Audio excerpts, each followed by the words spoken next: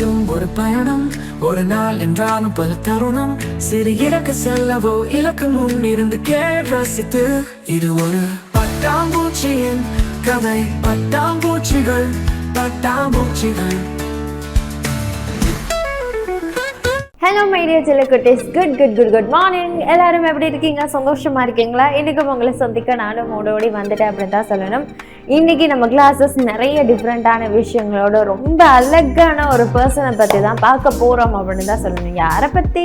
So கடந்த வாரங்கள், கடந்த நாட்கள் அப்படின்னு சொன்னால் பார்ட் 1, பார்ட் 2 இவங்க இவ்வளோ பெருசாக இருப்பாங்க, அவங்க அவ்வளோ குட்டியாக இருப்பாங்க, அவங்க அப்படி நடந்துக்குவாங்க, இப்படி நடந்துக்குவாங்கன்னு சொல்லி எலிஃபெண்ட்டை அப்படியே ஃபுல்லாக பாடி பார்ட்லேருந்து எல்லாமே விலக்கணப்படுத்தியாச்சு. எலிஃபெண்ட்னா எவ்வளோதான்ப்பா அப்படிங்கிற வரைக்குமே நம்ம பேசிட்டோம். ஸோ குடும்பம் சார்பாகவும் சரி, ஒவ்வொரு விஷயங்களும் சார்பாகவும் சரி, எலிஃபெண்ட் பற்றி நீங்கள் இனிமேல் பார்க்கும்போது சரி, உங்களுக்கு அதை பார்த்தா ஓகே இந்த வயசு இருக்கும், இது இப்படி தான் செயல்படும், இதெல்லாம் தான் சாப்பிடும் அப்படிங்கிற ஒரு கணிக்கக்கூடிய விஷயங்கள் பார்த்துருப்பீங்க அப்படின்னு சொல்லி நினைக்கிறேன். எனிவேஸ், நம்ம போன வாரத்துல ரொம்ப பெரிய ஒருத்தரை பத்தி பார்த்துட்டோமா, அதனால இந்த வாரத்துல ரொம்ப குட்டியான ஒருத்தரை பத்தி பார்க்க போறோம்.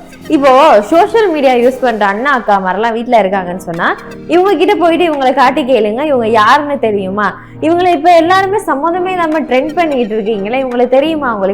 இவங்களுக்கு இந்த வயசு எழுதிதான் வாழ்வாங்க, இவங்க இப்படி எல்லாம் தான் செயல்படுவாங்க, இவங்க இதை தான் சாப்பிடுவாங்க, இவங்க உறவு இப்படிதான் இருக்கும், இவங்க இப்படியான ஒரு பர்சன் தான் அப்படிங்கிறது உங்களுக்கு தெரியுமான்னு கேளுங்க. சும்மா பார்த்தோமா, லைட் போட்டோமா, அவங்க தனியா செயல்படுறாங்க, அவங்க அங்க வாழ்றாங்கிறது பேசுறதுக்கு முன்னாடி இவங்களை பத்தி உங்களுக்கு தெரியுமாங்கிறத ஃபர்ஸ்ட் போயிட்டு நீங்க கேளுங்க, ஓகேவா? ஸோ அதுக்காக இன்னைக்கு ஒரு முக்கியமான மெயினான ஒரு பர்சன் பத்தி சொல்லி தர போறேன். அந்த பர்சன் பத்தி கத்துக்கோங்க. கத்துக்கிட்டு வீட்டுல இருக்க எல்லாருக்கும் போய் அவங்கள பத்தி சொல்லி கொடுங்க. ஸோ ட்ரெண்ட் பண்ணிக்கிட்டு இருக்கவங்களுக்கெல்லாம் ஒரு குறிப்பிட்ட அடையாளமா இந்த விஷயம்லாம் இருக்காப்பா, இதெல்லாம் பார்த்துட்டு அதுக்கப்புறம் ட்ரெண்ட் பண்ணுங்கிற வரைக்குமே சொல்லி கொடுங்க, ஓகேவா? எனிவேஸ், நம்ம கிளாஸஸ்குள்ள போகலாம். சில குட்டீஸ் போய் பார்க்கலாம். இன்னைக்கு யாரை பத்தி படிக்க போறோம், எப்படிப்பட்ட ஒரு பர்சன் பத்தி நம்ம இன்னைக்கு ஃபுல் டீட்டெயிலா தெரிஞ்சுக்க போறோம் அப்படிங்கறத உள்ள போய் பார்க்கலாமா? ஹலோ மை டியர் செல்லக்குட்டீஸ். ஸோ நம்ம அப்படி இன்ட்ரோலாம் கொடுத்து உள்ள வந்தாச்சு. ஸோ நான் ரொம்ப ட்விஸ்ட்லாம் வைக்காம இப்போ ரீசெண்டாக எல்லா இடத்துலையும் ட்ரெண்ட் பண்ணிட்டு இருக்க ஒரு அழகான ஒரு பர்சன், ஒரு கியூட்டான பர்சன், ஒரு ஸ்மார்ட்டான பர்சன், ஒரு மாதிரி லவ்லியான ஒரு பர்சனான பென்குயின் பற்றி தான் இந்த வாரத்தில் நம்ம கற்றுக்க போகிறோம். ஸோ நம்ம என்ன பண்ண போகிறோம் அப்படின்னு சொன்னால், வாரம் நான் தானே சொல்லி கொடுக்குறேன். இப்போ எல்லாம் ஒருத்தர் அனுப்பிட்டு கூட்டத்தை விட்டுட்டு போனார் இல்லையா, அவரை வச்சு, அந்த கூட்டத்தை வச்சு நம்ம இன்னைக்கு பெரிய ஒரு விஷயத்தை கற்றுக்க போகிறோம். அதுக்காக நம்ம கூட வர போறது இன்னைக்கு ஒரு கியூட்டான ஒரு அழகான பென்குயின் குட்டி தான். ஸோ அவங்க கிட்ட எல்லா டீட்டெயிலுமே கேட்டு கத்துக்கலாம். ஹாய் மை டியர் பென்குயின் குட்டி, எப்படி இருக்கீங்க? சந்தோஷமா இருக்கீங்களா? நல்லா இருக்கீங்களா? பார்க்க ரொம்ப கியூட்டா அழகாவே இருக்கீங்க. Okay, thank you. சரி, இன்னைக்கு உங்களை வச்சுதான் நம்ம கிளாஸஸ் போகுது. ஸோ ஃபர்ஸ்ட் உங்ககிட்ட நான் ஒரு கொஸ்டின் கேட்கிறேன். பென்குயின் அப்படின்னு சொன்னா, அதாவது உங்க வர்க்கத்தை பத்தி சொல்லணும்னு சொன்னா நீங்க யாரு? உங்களுக்கான ஒரு குட்டியான இன்ட்ரோ ஒண்ணு கொடுங்களேன் பாப்போம். சரி, அவர் என்ன சொன்னாருன்னு பாத்தீங்களா? அவங்க சொன்னது பென்குயின் அப்படிங்கிற ஒரு இனம் பறக்க முடியாத ஒரு பறவை இனம் தான். நல்லா கேட்டுக்கோங்க, அவங்க பறக்க முடியாத ஒரு பறவை இனம். ரொம்பவே அழகான சாந்தமான ஒரு சுரூபத்தை கொண்டவங்க தான் இந்த பென்குயின் அப்படின்னு சொல்லலாம். இவங்க வாழ்நாள்லே ரொம்ப வித்தியாசமான 2 விதத்துல இவங்க வாழ்நாளை செலவிடுவாங்களா. ஒன்று நிலத்துல, இன்னொன்னு நீர்ல. அதுக்கு முன்னாடி இந்த பென்குயின் அப்படின்னு சொல்றவங்க ரொம்ப முக்கியமானவங்க. இவங்களை தமிழ்ல, ஆங்கிலத்தை பென்குயின் அப்படின்னு சொல்லுவோம் இல்லையா, மோஸ்ட் ஆஃப் தி நம்ம ரைட்டிங்ல கூட பென்குயின் தான் சொல்லுவோம். ஆனா தமிழ் மொழியின் படி இவங்களை சொல்லும் போது பனிப்பாடி அப்படிங்கிற பேரால தான் இவங்களை அழைப்பாங்களாம். இவங்க வாழ்நாள்ல பாதி நாட்கள் நிலத்துல, அதாவது குளிர் பகுதிகள்ல, மலைக்கட்டுகள் இருக்கிற மலை பிரதேசங்கள்ல குளிர் பகுதிகள்ல வாழக்கூடியவங்க. பாதி காலத்துல அந்த மாதிரி குளிர் பகுதியில வாழ்வாங்க, நிலத்துல வாழ்வாங்களாம். இன்னும் பாதி காலத்துல ஃபுல்லா கடல்ல தான் வாழ்வாங்க, அதாவது நீர் பகுதியில தான் அவங்க வாழ்க்கையை கொண்டு செல்வாங்க அப்படின்னு சொல்லப்படுது. ஸோ ரொம்ப முக்கியமான ஒரு பர்சன். இவங்களை பத்தி தான் இன்னைக்கு டீட்டெயிலா நம்ம படிக்க போறோம். அவரு சொல்லி கொடுத்ததுக்கு படி பென்குயின் அப்படின்னு சொன்னா இவங்க சிறந்த நீச்சல் ஆணையா. ஸோ இவங்களுக்கு இறகுகள் சாதாரணமா 2 தட்டையான இறகுகள் இருக்கு இல்லையா, அதை கொண்டுதான் அவங்க நீச்சல் செய்வாங்களா. நீர்ல ரொம்ப தூரம் நீச்சல் எல்லாம் இட்டு ரொம்ப தூரம் போகக்கூடியவங்களா. அழகான டிராவல்லாம் பண்ணுவாங்கன்னு வச்சுக்கோங்களே. ஸோ இப்படியெல்லாம் செயற்படக்கூடிய ஒரு பறக்காத பறவை நம்ம பெண் குயின் அப்படிங்கறத தான் அவர் சொல்லி கொடுத்தாரு. ஸோ செகண்ட் பார்ட்குள்ள போயிட்டு 2வது கொஸ்டின் கேட்கலாம். மிஸ்டர் பெண் குயின் வெயிட் பண்ணுங்க, உங்ககிட்ட தான் பேசணும். எங்க அதுக்குள்ள போறீங்க? உங்ககிட்ட ஃபுல்லா பேச இருக்கு. சரி, ஓகே. 2வது கேள்வி நான் உங்ககிட்ட கேக்குறேன். உங்க உடல் மட்டும் உருவ அமைப்பு வந்து எப்படி இருக்கும், அதை பத்தி கொஞ்சம் சொல்லி கொடுத்தீங்கன்னா எங்க ஸ்டூடெண்ட்க்கு சொல்லி கொடுக்க ஈஸியா இருக்கும் இல்லையா?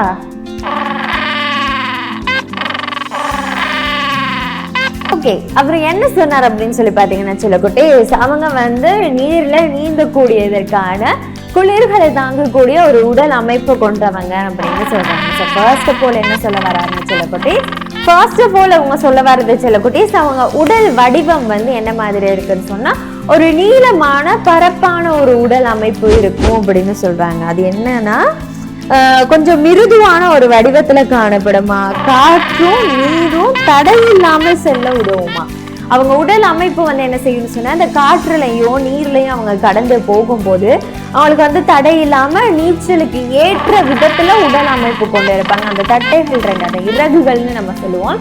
அந்த இறக்கைகள் வந்து ரொம்ப அழகா அவங்களுக்கு வந்து செயற்படுத்தி கொடுக்குமா. அந்த தட்டையான வடிவத்துல அவங்களுக்கு வந்து நீர்ல நீந்தக்கூடிய விதத்துல இருக்குமா. ஸோ அப்புறம் அவங்க இறக்கைகள் பத்தி என்ன சொல்றாங்க அப்படின்னு சொல்லி பாத்தீங்கன்னா சில குட்டி, சிறியதும் தட்டையுமானதா தான் அவங்க வந்து இறகுகள் இருக்குமா, பறக்க முடியாது. ஆனா நீர்ல நீந்துறதுக்கு அவங்களுக்கு most of the time help பண்ணக்கூடிய விதத்துலனா அவங்க இறகுகள் வந்து இருக்கும் அப்படின்னு சொல்றாங்க. அதுக்கப்புறம் வந்து அவங்க கால்கள் எப்படி இருக்குன்னா சில குட்டீஸ் குறுகியதும் பின்னால் அமைந்ததுமா இருக்கும். கால் வந்து குட்டியோண்டு காலாக தான் இருக்கும். அந்த கால் வந்து ஒரு மாதிரி முன்னுக்கு கொஞ்சம் ஸ்பேஸும் பின்னாடி கொஞ்சம் பெரிய ஸ்பேஸ் இருக்கும். எனிவேஸ் நான் உங்களுக்கு வீடியோஸ்லாம் எப்படியுமே ஷோ பண்ணுவேன். அவங்கள ஃபுல் டீட்டெயில் அப்படியே உருவத்தை அழகா பாருங்க, ரசிக்கலாம், அவ்வளோ அழகா இருப்பாங்க.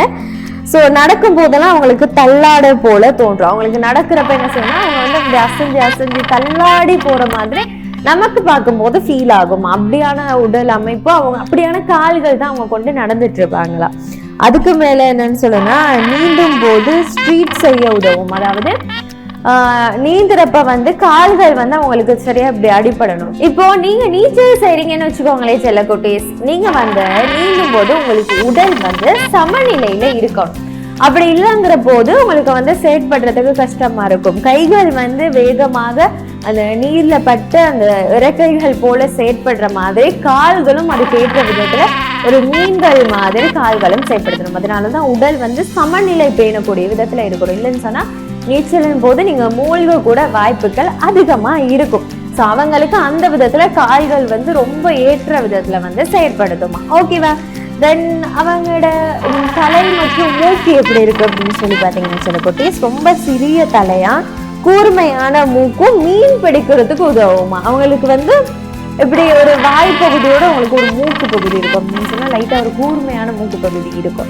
அது வந்து அவங்களுக்கு மீனை பிடிக்கிறதுக்கு அப்படி வாயில தான் அவங்க கப்பி பிடிப்பாங்க. அவங்க வந்து கைகள்ல பிடிக்க மாட்டாங்க, தட்டையான கைகள் தானே, ஸோ பிடிக்க கஷ்டம், இறகுகள் தானே. ஸோ வாயால தான் அவங்க வந்து மீன்கள் அவங்க உணவுகளை வந்து எடுத்துக்குவாங்க அப்படின்னு சொல்லப்படுது. ஸோ அவங்க மூளை வந்து ரொம்ப சின்னதா இருக்குமா, ஆனா ரொம்ப கூர்மையான மூளையா இருக்கும். அதாவது அவங்களுக்கு நிறைய சக்திகள் இருக்கு.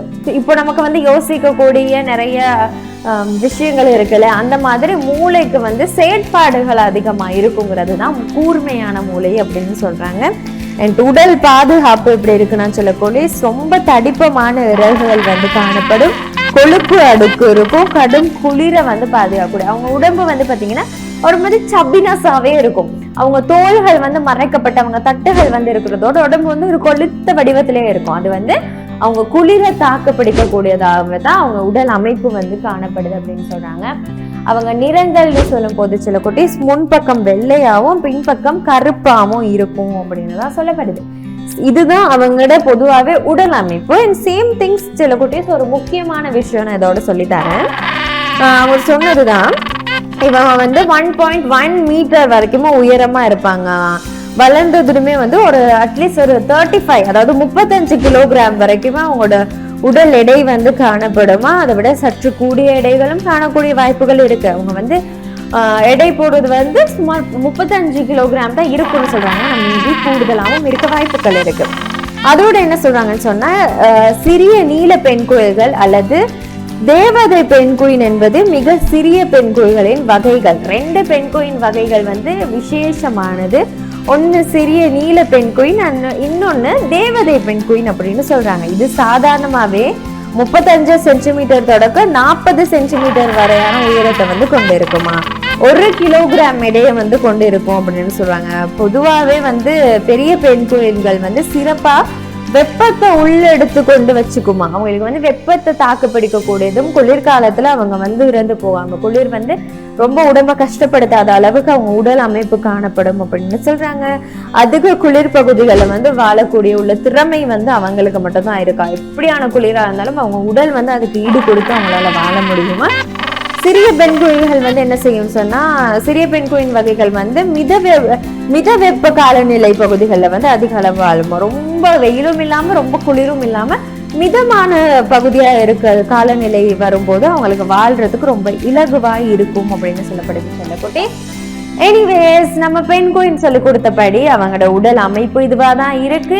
அவங்க இந்த விதங்கள்ல தான் செயல்படுத்துவாங்க அப்படிங்கிறது ரொம்ப முக்கியமான பதிவுகளா இருக்கு. இதெல்லாம் மறந்துடாதீங்க.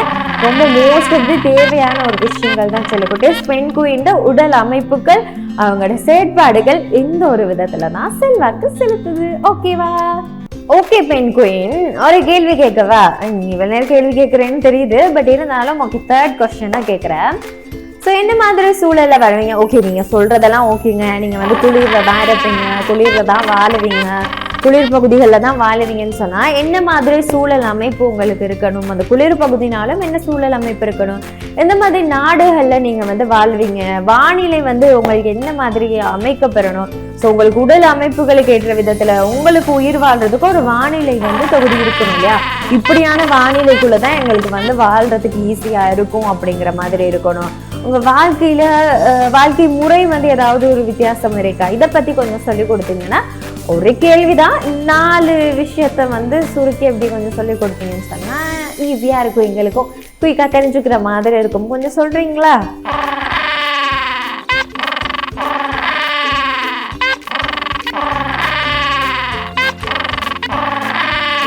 ஃபர்ஸ்ட் நம்ம கேட்ட கேள்வி சில குட்டீஸ், அவங்க வாழ்ற இடங்கள் பொதுவாகவே இவங்க வந்து குளிர் பிரதேசங்கள் தான், இந்த ஆர்டிக் அண்டார்டிக் பகுதிகளை தான் வாழ்வாங்களாம். ஸோ அந்த மாதிரி அவங்க சொன்ன பகுதிகள் என்னன்னு சொன்னீங்கன்னா, ஆர்டிக்ல தென் துருவ பகுதிகள் இருக்க தீவுகள்ல வந்து அதிகமா வாழ்வாங்களாம், தென் அமெரிக்கா பகுதியில வாழ்வாங்களாம், ஆப்பிரிக்கா மற்றும் ஆஸ்திரேலியா, நியூசிலாந்து, அப்புறம் கலபாஸ்கோஸ் தீவுகள் அப்படின்னு சொல்லக்கூடிய குளிர் பகுதிகளா. இப்ப நீங்க உலக படத்தை எடுத்து பார்க்கும்போது ஆர்டிக் அண்டார்டிக் பகுதிகள்லாம் பொதுவாகவே குளிர் பகுதிகளாக தான் இருக்கும். இந்த ஆர்டிக் பகுதியெல்லாம் முழுக்க பனியினால சூழப்பட்ட பகுதியாக தான் இருக்கும்.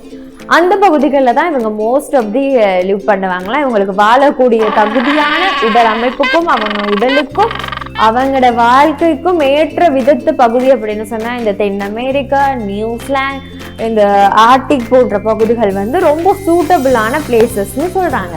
ஸோ இவங்க வாழும் சூழல் என்ன மாதிரி இருக்கு அப்படின்னு சொல்லி பார்த்தீங்கன்னா செல்லக்குட்டீஸ், ஸோ கடற்கரை பகுதிகளில் தான் அதிக அளவு வாழ்வாங்களாம். பனிப்பரப்பு பகுதிகள் வந்து ஐடிஸ்ல வந்து அவங்களுக்கு ரொம்பவே வாழக்கூடிய விதத்துல செயற்படுமா. கற்கள் நிறைந்த தீவுகள் பகுதியிலையும் வாழ்வாங்களாம். சில வகைகள் வந்து என்ன செய்வாங்களாம், மண்ணுக்குள்ள குழியெல்லாம் செஞ்சு அதுக்குள்ளேயும் வாழ்வாங்களாம். ஒரு சிலர் வந்து அந்த மண் பகுதிகள், அதாவது அவங்க இருக்க பகுதிகளை வந்து ஒரு மாதிரி குழி அமைப்பு, இந்த மிதப்பான வெப்பநிலை தேவைப்படுன்னு சொல்றாங்களே, அவங்க எல்லாம் குழிகள்லாம் அமைச்ச மாதிரி ஒரு பகுதிக்குள்ள வாழ்வாங்களாம். ஸோ உங்களுக்கு வந்து வானிலை எப்படி இருக்கணும்னா பார்த்தீங்கன்னா சில குட்டீஸ், 3வது அவங்க சொன்னது எல்லா பனிக்காலமும் மட்டும் இல்லையா, அவங்களுக்கு வந்து சில வெப்பமான கடற்கரைகள்லையும் வாழ்றாங்க. எல்லாருமே வந்து முழுக்க பனிப்பகுதிகளில், அதாவது பனிகள் நிறைந்த இந்த ஆர்டிக் பகுதிகளில் தான் இல்லைன்னு சொன்னாலும் ஒரு சிலர் வந்து லைட்டா ஒரு வெப்பநிலை இருக்கக்கூடிய பகுதிகள்லையும் வாழ்றாங்களாம். அவங்கள்ட்ட நிறைய வெரைட்டிஸ் இருக்கு, நிறைய வகைகள் இருக்காங்க இல்லையா, அதனால ஒவ்வொரு வகையினருக்கு ஒவ்வொரு மாதிரி இடங்கள்ல தான் வாழ்ற மாதிரி இருக்குமா. இவங்க லாஸ்டா ஒரு விஷயம் சொன்னா, இவங்க லாஸ்ட் இல்ல இன்னும் நிறைய இருக்கு, பட் இந்த கொஸ்டின் லாஸ்டா ஒரு விஷயம் சொன்னா, இந்த வாழ்க்கை முறை என்ன அப்படின்னு சொல்லி பாத்தீங்கன்னா சில குட்டீஸ், இவங்க வந்து இனப்பெருக்கம் செய்யறாங்க இல்லையா, வாழ்க்கை சுழற்சி பத்தி எல்லாம் நம்ம டீட்டெயிலா பார்ப்போம். அதுக்கு முன்னுக்கு இனப்பெருக்கம் செய்யறாங்க இல்லையா, இனப்பெருக்கம் செய்யும் போது இவங்க எப்படின்னா ஒரு இடங்கள்ல வாழக்கூடிய இதுல இருப்பாங்களா, ஒன்றா சேர்ந்துருவாங்களா. இனப்பெருக்கம் செய்யும் போது அவங்களுக்கு சரியான ஒரு எல்லாருமே சேர்ந்து ஒரு வெப்பம் தேவைப்படுது அப்படிங்கிற மாதிரி வச்சுக்கோங்களேன். அப்படி எல்லாருமே கூட்டமா ஒன்னா சேர்ந்துருவாங்களாம் இனப்பெருக்க நேரங்கள்ல. இதுதான் அவங்களுக்கு வாழ்க்கை முறைக்கு ஒரு சின்ன ஒரு விஷயமா இருக்கு. வாழ்க்கை சுழற்சி பார்க்கும்போது டீட்டெயிலா பார்க்கலாம். ஓகேவா? தேர்ட் क्वेश्चन முடிஞ்சது. தென் ஃபோர்த் क्वेश्चन பெண் குயின். சத்தியமா எதுக்கோ வந்தோம் ப்ரோ, ஜெயிச்சு கொண்டாடலான்னு வந்தோம் ப்ரோ. எனக்கு பெரிய வருது ப்ரோ இப்போ. ஓகே சில குட்டீஸ், அவரை விட்டு அந்த क्वेश्चन கேட்டாச்சு. இப்போ ஒரு क्वेश्चन கேட்போமா? இப்போ வாழ்க்கை முறை பத்தி குட்டியா நீங்க முடிச்சிட்டீங்க அப்படின்னா முடியாது இல்லையா? டீட்டெயிலா நீங்க எங்களுக்கு சொல்லி தரணும். அதனால என்ன சொல்ல போறீங்கன்னு சொன்னா, உங்க வாழ்க்கை முறை என்ன மாதிரி இருக்கு, நீங்க கூட்டமா வாழ்வீங்களா, உணவு தேர்தலாம் எப்படி செயற்படுத்திக்குவீங்க, உங்களுக்கு இனப்பெருக்க செயற்பாடுகள்ல என்ன மாதிரி இருக்கும், என்ன மாதிரி நீங்க வாழுவீங்க, இந்த வாழ்க்கை முறை பத்தி கொஞ்சம் சொல்றீங்களா? ஏன்னா இப்போ ஒருத்தர் உங்க கூட்டத்துல இருந்து தனியா ஒருத்தர் போனாரு, அது 2007 போனாரு. பட் இப்போ ட்ரெண்ட் பண்ணிட்டு இப்பதான் போனாருங்கிற மாதிரி பேசிட்டு இருக்காங்க இல்லையா? அவங்கள பத்தி கொஞ்சம் வாயடைக்கிறதுக்கு சரி, இந்த வாழ்க்கை முறை பத்தி எல்லாம் சொல்லும் போது எங்களுக்கு கொஞ்சம் ஈஸியா இருக்கும்.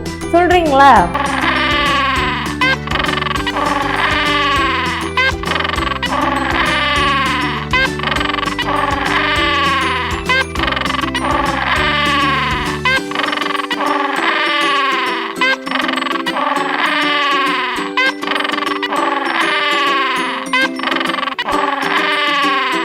அவர் ஃபர்ஸ்ட் என்ன தெரியுமா சில குட்டி சொன்னாரு, அவங்க கூட்டமா தான் வாழ்வாங்களாம். இவங்க கூட்டமா வாழ்றது ஒண்ணு அவங்க இனப்பெருக்க செயற்பாடுகளுக்கு ஈஸியா இருக்குமா, அதுக்கு கூட்டமா செயற்படுறது தான் அவங்களுக்கு நல்லதாகவும் கூட. அவங்களுக்கு இனப்பெருக்க செயற்பாடுகள் ஒரு அழகா வடிவமா அவங்க செஞ்சுக்கிறதுக்கு அவங்க கூட்டம் தேவையா. ஓகேவா? அதோட அவங்க ஆயிரக்கணக்கான பெண் குயில்கள் ஒரே இடத்துல வாழுமா. அவங்க கூட்டமா வாழ்ற ஒரு கேட்டகரி தான், அவங்க தனியா வாழ்ற கேட்டகரி இல்ல. இந்த சேம் திங், ஆயிரக்கணக்கான பெண் கோயில்கள் அவங்க கூட்டமே ஒரு இடத்துல வாழ்றவங்களா தான் இருப்பாங்களாம். இதுதான் அவங்க கூட்டமா வாழ்றதுக்கான ஒரு விரிவாக்கமா சொன்னாராமா. ஓகேவா? அண்ட் செகண்ட் திங் என்ன அப்படின்னு சொல்லி பாத்தீங்கன்னா, உணவு தேடுற முறை எப்படி இருக்குன்னு சொன்னா, கடல்ல நீந்தும் போது மீன், கிரில், கவிட் அப்படியெல்லாம் பொடிச்சு அதெல்லாம் சாப்பிடுவாங்களாம். சில நேரத்துல ஆழமாக மூழ்கி உணவு தேடுவாங்க. அதாவது கடல்ல ஆழமா கீழே போயிடுவாங்களாம், மூழ்கி போயிட்டு அவங்க தேடுவாங்களாம். அதே ஒரு நாள்ல கிலோமீட்டர் அளவுக்கு நீந்துவாங்களாம். பல கிலோமீட்டர் அளவுக்கு நீந்தி போய்தான் ஒரு நாளைக்குள்ள அவங்களுக்கு தேவையான அவங்க ஃபுட் கலெக்ட் பண்ணிக்குவாங்களாம். ஸோ ஃபுட்டுக்காக நிறைய தூரம் நீந்துறதோட ஆழமாவும் நீந்தி போவாங்களாம், நிறைய நேரம் செலவிடுவாங்களா அவங்க ஃபுட் ஃபைண்டிங்காக. ஸோ இப்படியெல்லாம் பண்ணி தான் அவங்களுக்கு தேவையான ஃபுட் அவங்க எடுத்துக்குவாங்க. இதுதான் அவங்களோட உணவு தேடுற முறையா இருக்கு. சேம் திங் அடுத்தது அவர் சொன்னது இனப்பெருக்க முறை எப்படி இருக்குன்னு சொன்னா, வாழ்க்கையும் அவங்க இனப்பெருக்க முறையும் அப்படின்னா, இனப்பெருக்க காலத்துல அதே இடத்திற்கு மீண்டும் திரும்புவாங்களாம். அவங்க எந்த இடத்துல வாழ்வாங்களோ அந்த இடத்துக்கு ஏற்ற விதத்துல அவங்க இனப்பெருக்கும் போது அதே இடத்துக்கு மீண்டும் திரும்பிடுவாங்களாம். அதுக்கப்புறமா பெரும்பாலும் 1 அல்லது 2 முட்டைகளை மாத்திரம் தான் வெளியிடுவாங்களாம். ஆண் பெண் இருவருமே சேர்ந்து இந்த செயற்பாடுகள் செயல்படுத்துவாங்களாம். அவங்க இனப்பெருக்க கால பகுதியில 1 இல்லாட்டி 2 முட்டை தான் வெளியிடுவாங்களாம். நிறைய முட்டைகள் வரும், நிறைய ஒரே நேரத்துல குட்டிகள்லாம் இல்ல, ஒரே நேரத்துல 2 முட்டைகள் அப்படின்னா 2 குஞ்சுகள் தான் அப்படின்னு சொல்லலாமே. ஸோ முட்டையை காத்துட்டு குஞ்சுக்கு தேவையான உணவெல்லாம் தேடி கொடுப்பாங்க. அது குறிப்பிட்ட ஒரு வயசு வரைக்குமே தாய் தந்தை கிட்ட வளரணும், அது வரைக்குமே அவங்களுக்கு உணவு தேடி கொடுக்கறது, இந்த குஞ்சுகளை பாதுகாக்கிறது, இப்படியான செயற்பாடுகள் செய்வாங்களாம். இதை சோட்டை ஸ்வீட்டா சொல்லியிருக்காங்க. நம்ம வாழ்க்கை சுழற்சி பத்தி இன்னும் டீட்டெயிலா படிக்கலாம். அடுத்த விஷயமே சில பேர் ஓய்வு மற்றும் உறக்கம் அப்படிங்கிற ஒரு விஷயத்த அவங்க எப்படி சொல்றாங்கன்னு சொல்லி பார்த்தீங்கன்னா, நிலத்துல நின்றபடியே அல்லது படுத்தபடியே ஓய்வு எடுப்பாங்க. ஒரு சிலர் நின்றுகிட்டே தூங்குவாங்களாம், சில பேர் படுத்துட்டும் தூங்குவாங்களாம். இதுதான் அவங்க ஓய்வு எடுக்கிறது, உறக்கம் செய்யறது அப்படின்னு சொல்றாங்க. கடல்ல நீந்தி கொண்டு இருக்கும் போது ஓய்வு எடுப்பாங்க. கொஞ்சம் ரிலாக்ஸா இருக்கணும்ப்பா, நீந்துரும் பரவாயில்ல, ஆனா ரிலாக்ஸா நம்ம கொஞ்சம் நீந்துவோம் அப்படின்னு சொல்லி நீந்தக்கூடியவங்க தானே இவங்க. இப்படிதான் இவங்கள்ட்ட உறக்கம் மட்டும் ஓய்வு செயல்பாடுகள் செய்வாங்களாம்.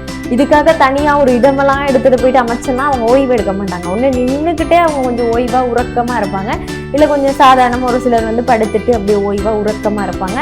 ஒரு சிலர் என்ன செய்வாங்கன்னு சொன்னா, தண்ணியில அப்படியே நீந்திக்கிட்டு கொஞ்சம் ரிலாக்ஸா இருந்துக்கிறேன் அப்படின்னு சொல்லி இருப்பாங்களாம். இதுதான் அவங்களோட ஓய்வு உறக்கம் அப்படிங்கிற ஒரு விஷயத்த சொல்றாங்க. குளிர்காலத்துல அவங்க எப்படி அவங்கள பாதுகாத்து கொள்றாங்கன்னு சொல்லக்கூட்டி, ஒன்றோடு ஒன்றா நெருக்கமா நின்னுக்குவாங்கன்னா, உடல் வெப்பத்தை பகிர்ந்துக்குவாங்களா. இப்படி கூட்டமா நெருக்கமா இருக்கும்போது அந்த இடத்துல வெப்பம் சுழலப்படும். அந்த வெப்பம் ஓரளவுக்கு அவங்கள பாதுகாத்து இனப்பெருக்க செயற்பாடுகள்ல இருந்து அவங்க குளிர்காலத்துல அவங்க குளிர அவங்களுக்கு பேலன்ஸ் பண்ணக்கூடிய விதத்துல அமைய பெறுமோ. அவங்க வந்து அவங்களை பாதுகாக்கிறதுக்கும் ஒரு செயல்முறைகள் செய்வாங்கன்னு சொல்லக்கூடிய. எப்படின்னு சொன்னா நிலத்துல இருக்கும்போது கழுகுகள் போன்ற பறவைகள்லாம் வந்து அவங்கள தூக்கிட்டு போறதுக்கு வாய்ப்பு இருக்கு. என்ன வேணாலும் வந்து சாப்பிடலாம். இதே கடலுக்கு போனா பெரிய பெரிய மீன்கள், திமிங்கலம் போன்ற மீன்கள்லாம் வந்து சாப்பிட மாதிரி இருக்கும். அவங்க முடிஞ்ச அளவு அவங்க ஆழமாவெல்லாம் போய் அவங்கள பாதுகாக்கிறதுக்கு ட்ரை பண்ணிக்குவாங்கன்னா சில மூமெண்ட்ல வாய்ப்புகள் கம்மி தான். அப்படியும் இருக்கு. எனிவேஸ் இப்படியான விதங்கள்ல கொஞ்சம் டேஞ்சரான ஒரு லைஃப் தான். கடலுக்கு போனா திமிங்கலம் சாப்பிடுது, கரைக்கு வந்தா கழுகு சாப்பிடுது, ஏண்டா கொள்றீங்க அப்படிங்கிற மாதிரி தான். ஆனாலும் அவங்க முடிஞ்ச அளவு அவங்க வாழ்க்கையை அவங்க உறவுகளை பாதுகாத்துக்கிட்டு வாழ்வாங்களா. இதுதான் அவங்களோட வாழ்க்கை முறையா இருக்க செல்லக்கொட்டே. ஸோ நம்ம அழகாவே நம்ம பெண்கள் வந்து சொல்லி கொடுத்துட்டாங்க அவங்க வாழ்க்கை முறை தொடர்பான விஷயம். அடுத்து நம்ம இன்னும் ஏதாச்சும் கேட்கலாமா? ஓகே, பட் நமக்கு இன்னைக்கு டைம் போயிருச்சு. பெண் குயின் லாஸ்டா ஒரு விஷயம் கேட்குறேன். நம்ம நெக்ஸ்ட் வீக் வந்து டீட்டெயிலாக பெண் குயின் இன்னும் நிறைய விஷயங்கள் பார்க்கலாம். இப்போ ஒரே ஒரு கேள்வி கேட்குறேன். நீங்க வந்து எத்தனை வகைகள் இருக்கீங்க? உங்களுக்கு நிறைய வகைகள் இருக்கலாமே, அந்த வகைகள் மட்டும் சொல்லி கொடுத்துட்டு போறீங்களா? பாத்தீங்களா செல்லக்குட்டி, நிறைய வகைகள் வந்து அவர் சொல்லி கொடுத்தாரு. என்ன வகைகள் அப்படிங்கிறத இப்போ நேரா பாருங்க. ஸோ இவங்கள வந்து வருகின்ற வாரத்துல தான் நான் டீட்டெயிலா சொல்லி தர போறேன். ஏன்னு சொன்னா பெரிய ஒரு சாப்டர். நான் நினைச்சேன் இல்ல ஒரு குட்டியா ஒரு அவங்க கடலுக்கு போனது நீந்தினதோட முடிச்சிடலான்னு பார்த்தா இல்ல, இவங்கள பேரரசு பெண் இன்னொருத்தவங்க இருக்காங்களாம். அவங்க தான் இவங்களுக்கு ஹெட்டு. அவங்கள பத்தி டீட்டெயிலா படிக்கும் போது இன்னும் நிறைய விஷயம் இருக்கா செல்லக்குட்டி. ஸோ இந்த டீட்டெயிலாம் ஃபுல்லாக பார்த்துக்கோங்க. இந்த பெண் குயின் வகைகள் என்ன அப்படிங்கிறத ஃபுல்லாக பார்த்துக்கோங்க. வருகின்ற வாரத்தில் நான் உங்களுக்கு கண்டிப்பாக அவங்கள பற்றி டீட்டெயிலாக சொல்லி தர்றேன். ஸோ பெண் குயின் டார்லிங் லிசன். ஸோ ரொம்ப ரொம்ப தேங்க்ஸ் இன்னைக்கு நீங்கள் எங்கள் கூட ஜாயின் பண்ணி இந்த விஷயங்கள்லாம் சொல்லி தந்ததுக்கு. நெக்ஸ்ட் வீக் வந்து நான் உங்களை மீண்டும் கூப்பிடுவேன். என்ன செய்ய வழி இல்லை, நீங்கள் நெக்ஸ்ட் வீக் வந்தால் தான் எங்களை பற்றி டீட்டெயிலாக சொல்லி கொடுத்து முடிக்கலாம். உங்களை பற்றி தானே சொல்லிக் கொடுக்குறேன், நீங்கள் தானே சப்போர்ட் பண்ணணும். அப்போ நெக்ஸ்ட் வீக் வந்து எங்களோட ஜாயின் பண்ணுவீங்களா? மிச்சத்தை சொல்லித்தாங்க.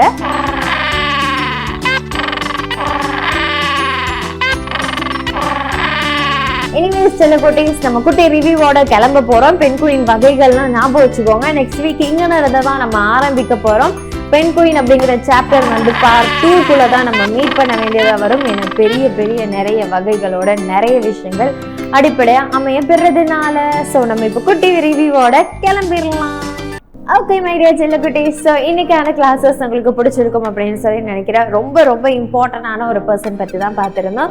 ஸோ பெண் குயின் அப்படின்னு சொல்றது வந்து எவ்வாறான வாழ்க்கை ரீதியங்கள்லேருந்து வாழுது, எவ்வாறான செயற்பாடுகளில் ஈடுபடுது, இவங்களோட வாழ்வாதாரங்கள் என்ன விதத்தில் அமையப்படுது அப்படிங்கிற ஃபுல் டீட்டெயிலாக நம்ம பார்த்துருப்போம் அப்படின்னு சொல்லி நினைக்கிறேன் செல்லக்குட்டீஸ். ஃபைனலி பெண் குயின்களோட வகைகள் என்ன மாதிரி இருக்கு, இந்த பெரிய பெண் குயின் பேரரசு பெண் குயின்னா யாரு அப்படிங்கிற எல்லாமே பார்த்துருப்பீங்க. ஸோ பெண் குயினுக்கும் ஒரு தலைவன் வந்து இருந்திருக்காங்க. அவங்களுக்கும் அந்த வம்சத்திலையும் அவங்க குழுவினர்களையும் ஒரு ராஜ குடும்பமா இந்த குடும்பங்கள் செயல்படுது அப்படிங்கிற எல்லா டீட்டெயிலுமே பார்த்துருப்பீங்க. எனிவேஸ் பெண் குயின் அப்படிங்கிறது வந்து இப்போ நிறைய பேருக்கு தெரிஞ்சிட்டு இருக்கு, ஒரு அறிமுகமாகக்கூடிய ஒரு இனம் தான் இது. வந்து வாழ்நாள் முழுவதுமே ஒரு பார்ட்னரோட மட்டும்தான் வாழுமா. அப்படி மேபி அந்த பார்ட்னர் ஏதாவது ஆகி இறந்துட்டாங்க, இல்லை அந்த பார்ட்னர் ஏதோ ஒரு விஷயம் நடந்துருச்சுன்னு சொன்னால் தனியாக வாழுமே தாண்டி இன்னொரு பார்ட்னர் சேர்த்துக்காது. அவ்வளோ தூரத்துக்கு இந்த ஒரு விஷயத்தை வச்சு பெண் குயின் அப்படிங்கிறது வந்து பிரபல்யப்படுது. தவிர்த்து பெண் குயின்கள் என்ன மாதிரி செயற்படும், இது என்ன மாதிரி வர்க்கத்தை சேர்ந்தது, இதில் வகைகள் என்ன அப்படிங்கிற ஃபுல் டீட்டெயிலாக நம்ம இன்னைக்கு பார்த்துருந்தோம். எனிவேஸ் புதியது ஒரு விஷயத்தை கற்றுக்கிட்டீங்க அப்படின்னு சொல்லி நினைக்கிறேன். அந்த புதியது ஒரு விஷயத்த உங்களுக்கு நான் கற்றுக் கொடுத்துட்டேன் அப்படிங்கிற ஒரு நம்பிக்கையும் இருக்கு.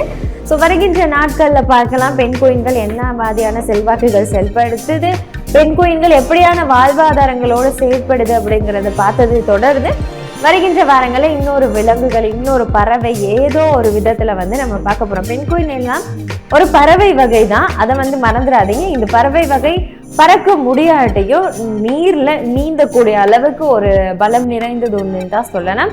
எனிவேஸ் புதியது ஒரு விஷயத்தை கத்துக்கிட்டீங்க அப்படிங்கிற நம்பிக்கை இருக்கு. நம்ம வருகின்ற வாரத்துல இன்னொரு தலைப்போட சந்திக்கிறதுக்கு முன்னாடி இன்னைக்கு கிளாஸஸ்ல இருந்து கிளம்புவோம். So god bless you, take care, bye. உலகம் முழுதும் ஒரு பயணம், ஒரு நாள் என்றாலும் பல தருணம். சிறு இலக்கு செல்லவோ இலக்கு முன் இருந்து ரசித்து. இது ஒரு பட்டாம்பூச்சியின் கதை, பட்டாம்பூச்சிகள்